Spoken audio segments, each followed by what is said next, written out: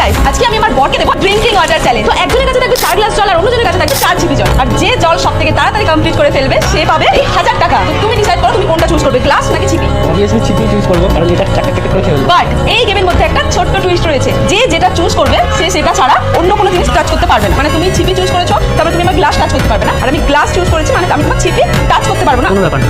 তো চলো গেমটা স্টার্ট করা যাক। এখন তার আগে আমি একটু সুন্দরভাবে রেডি হয়ে আসি, কারণ বরকে হারাবো বলে কথা। চলো রেডি হয়ে একবার দেখো, বরকে হারানোর জন্য আমি একদম রেডি হয়ে চলে এসেছি। আমি তো এইটা বুঝতে পারছি না যে তুই কি করে ভাবছিস যে এটা জিতবি। পুরো পাবলিক জানে যে কার জেতার চান্স বেশি। যাই হোক, গেমটা স্টার্ট করা যায়। 3, 2, 1 এন্ড স্টার্ট।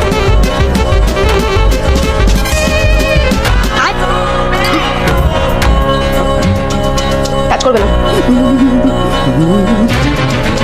এটা কিন্তু চিটিং। কি আছে, আমি ফার্স্টেই বলেছিলাম যে টাচ করা যাবে না। তো চলো একদম কর করে 1000 টাকা পেয়েছেন, তুই হাত খরচা উঠবে। দেখো মাঝে মধ্যে চ্যালেঞ্জে আসবে আমার কি করি। তো চলো এই গেমটা